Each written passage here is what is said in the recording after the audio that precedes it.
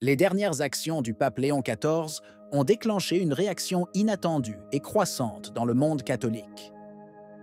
Un choc auquel personne ne s'attendait, de la part des évêques, des prêtres, des laïcs, des familles entières. Un appel fort, sincère et urgent est lancé. LifeSite News en est le chef de file. Et dans un moment aussi délicat, nous ne pouvons pas nous permettre de l'ignorer. Restez avec nous jusqu'à la fin. Quelques jours seulement après l'élection du pape Léon XIV, une lueur d'espoir s'était manifestée parmi de nombreux catholiques attentifs à la doctrine et à la liturgie. Après des années où la voix de la tradition avait été marginalisée ou à peine tolérée, le changement au sommet de l'Église semblait enfin offrir une possibilité de restauration. Le limogeage de l'archevêque Vincenzo Paglia de poste clé avait provoqué un soupir de soulagement, un signe que peut-être une nouvelle page était vraiment en train de se tourner. Mais cet espoir a été brusquement anéanti par l'une des premières décisions importantes du nouveau pontificat, la nomination de Menzgosinger Renzo Pegoraro à la tête de l'Académie pontificale pour la vie.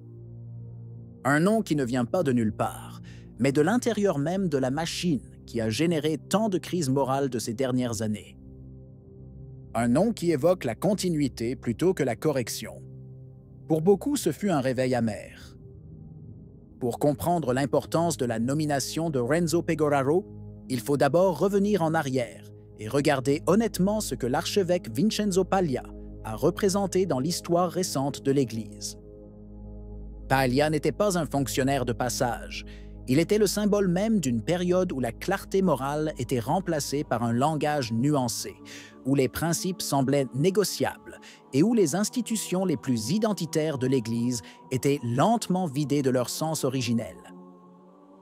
En 2016, il a été directement choisi par le pape François pour diriger à la fois l'Académie pontificale pour la vie et l'Institut Jean-Paul II d'études sur le mariage et la famille. Deux bastions de la pensée catholique dans les domaines de la bioéthique et de la famille ont ainsi été confiés à un homme dont la vision était tout sauf orthodoxe. Ses actes ont parlé plus fort que ses paroles. En quelques années, l'Institut a été entièrement restructuré, le corps enseignant remplacé, les positions doctrinales atténuées, au point que la presse catholique elle-même n'a pas hésité à parler ouvertement d'une épuration. Non moins significative fut la révision des critères d'entrée à l'Académie pontificale pour la vie, où les exigences d'adhésion à l'enseignement pro-vie de l'Église furent supprimées. À cela s'ajoutent des déclarations publiques d'estime envers des personnalités et des lois en net contraste avec la vision catholique de la personne et de la société. La mission de l'Académie, née pour affirmer la valeur non négociable de la vie humaine, a ainsi été réorientée vers une approche dialogique que beaucoup ont perçue comme une capitulation culturelle. C'est l'héritage que laisse Paglia. Et dans tout cela, Monseigneur Renzo Pegoraro était déjà là. Non pas en tant que spectateur, mais en tant que figure de proue. Depuis 2011, chancelier de l'Académie ou commandant en second. Il a signé des documents, co-géré des processus décisionnels, soutenu des réformes, et surtout, il ne s'est jamais distancié publiquement des choix les plus conflictuels. C'est pourquoi sa nomination à la présidence ne peut pas être interprétée comme un changement de rythme.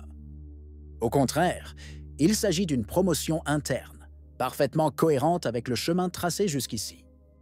Et c'est précisément la raison pour laquelle LifeSite News a lancé un appel public au pape Léon XIV, lui demandant de changer de cap et de ramener l'Académie pour la vie à sa mission originelle, défendre la dignité humaine et le caractère sacré de la vie sans compromis. Ce n'est pas seulement une question de mission, c'est un signal. Et comme tous les signes, il faut le lire dans son contexte. Dans un moment historique où des millions de fidèles demandent à l'Église une orientation claire, un message limpide, une ligne de conduite sans équivoque, on a l'impression d'un faux pas, ou pire, d'une confirmation que rien au fond ne change vraiment.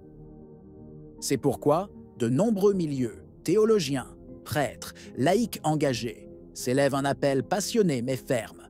Ce n'est pas le début que nous attendions, et nous ne pouvons pas rester silencieux. Si des signaux ambigus viennent de Rome, l'air de Vienne n'est plus rassurant. Après le départ à la retraite du cardinal Christoph Schönborn, le siège archiépiscopal est resté vacant pendant des mois, suscitant l'attente et l'espoir d'un nouveau dirigeant capable de reconstruire ce qui s'était effondré ces dernières années. Mais le nom qui circule avec persistance, fuité dans les cercles internes de l'Église autrichienne, a refroidi de nombreux fidèles. Celui de Monseigneur Hermann Glättler. Il s'agit d'un évêque connu pour son approche créative, pour le moins, de la liturgie et de l'art sacré. Ses choix esthétiques, installations hautement dissonantes, symbolisme provocateur et performances interprétatives ont souvent suscité des troubles parmi les fidèles et ont souvent été perçus comme de véritables provocations au sens du sacré. Il a notamment accueilli dans les églises de son diocèse des œuvres au contenu ambigu, difficilement conciliables avec la tradition iconographique catholique. Certaines représentations ont provoqué de fortes réactions, même parmi les théologiens modérés, en raison de leur charge symbolique évidente en contraste avec le mystère qu'elles sont censées exprimer. Ce n'est pas seulement l'art qui est inquiétant, c'est le message. Glättler a construit un récit où l'esthétique d'avant-garde semble devenir l'instrument d'une pastorale qui, plutôt que d'annoncer la vérité, la dilue. Il a souvent été loué par les médias laïques pour son dialogue avec la culture contemporaine, mais il s'est rarement, voire jamais, distingué par un appel puissant à la doctrine ou à la conversion du cœur. Son attention semble davantage tournée vers les questions sociales et climatiques que vers la crise spirituelle de l'Église, comme il l'a lui-même déclaré dans de nombreux discours publics. LifeSite News, prenant acte de ce mécontentement, a lancé un appel public, clair et suppliant au pape Léon XIV. Il ne s'agit pas d'un acte de rébellion, mais d'un appel sincère à la vérité. Parce que l'Église a besoin de pasteurs qui disent oui quand c'est oui et non quand c'est non. Qu'ils ne mettent pas la lumière et l'ombre sur le même plan, mais qu'ils reviennent à appeler par son nom ce qui est juste et ce qui ne l'est pas. L'appel n'est pas seulement doctrinal, mais profondément pastoral. Ceux qui regardent vers Rome aujourd'hui, qu'ils soient jeunes catholiques, familles, médecins, théologiens ou simples croyants, ne recherchent pas de stratégie ou d'équilibre politique. Cherchez des conseils, recherchez la certitude, cherchez refuge au milieu de la confusion culturelle, et lorsque ce refuge semble vaciller, l'âme se perd. Le pape Léon XIV a devant lui l'occasion historique de relever à nouveau l'étendard de la vie, de la vérité et de la beauté. Mais chaque jour qui passe sans réponse claire, sans geste cohérent, rend cette tâche plus difficile. L'appel de LifeSite News est donc aussi un acte de confiance. La confiance que, au-delà des manœuvres curiales, au-delà des pressions internes, il y a encore de la place pour le courage, celui qui ne recherche pas le consensus, mais le salut des âmes. Que pensez-vous si vous avez aimé la vidéo? Commentez, Amen. Que Dieu te bénisse.